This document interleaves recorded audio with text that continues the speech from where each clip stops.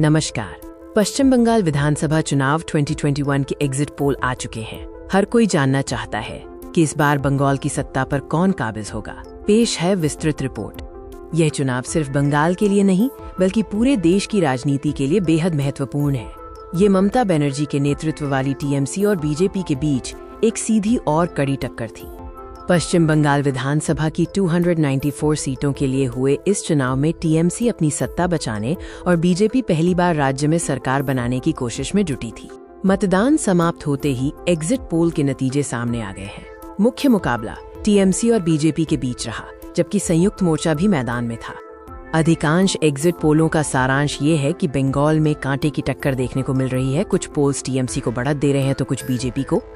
Axis, माई India और चाणक्य जैसे प्रमुख एग्जिट पोल ने अपने अनुमान जारी किए हैं, जो राजनीतिक पंडितों के लिए हैरानी भरे हो सकते हैं। एग्जिट पोलों के अनुसार टीएमसी को 130 से 150 सीटें मिलने का अनुमान है, जबकि बीजेपी भी 130 से 155 सीटों के बीच कड़ा मुकाबला दे रही है। बहुमत का जादुई आंकड़ा 148 है। इन आंकड़ों के आधार पर ये कहना मुश्किल है कि किस पार्टी को स्पष्ट बहुमत मिलेगा। कुछ एजेंसियों ने टीएमसी के लिए थोड़ी बढ़त का अनुमान लगाया है, जो दर्शाती है कि ममता बनर्जी की लोकप्रियता अभी भी ग्रामीण क्षेत्रों में मजबूत है। बीजेपी ने राज्य में अपनी उपस्थिति जबरदस्त तरीके से बढ़ाई है।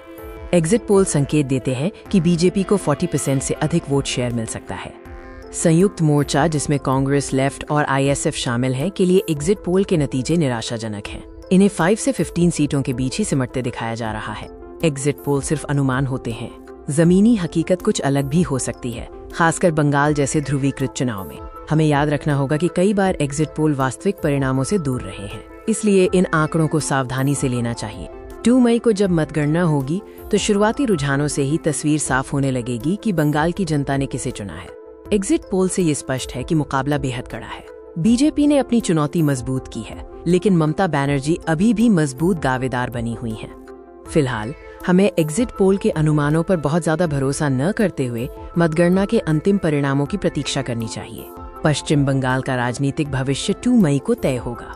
बने रहिए हमारे साथ सटीक और विस्तृत नतीजों। नमस्कार, वेलकम टू नोटिस सोशल। यहाँ देखें भारत के त्योहार, मंदिर उत्सव, सोसाइटी डांस और पब्लिक सेलिब्रेशन। हम लाते हैं समाज के हर खुशहाल पल आपके लिए। सब्सक्राइब करें और सेलिब्रेशन का हिस्सा बनें।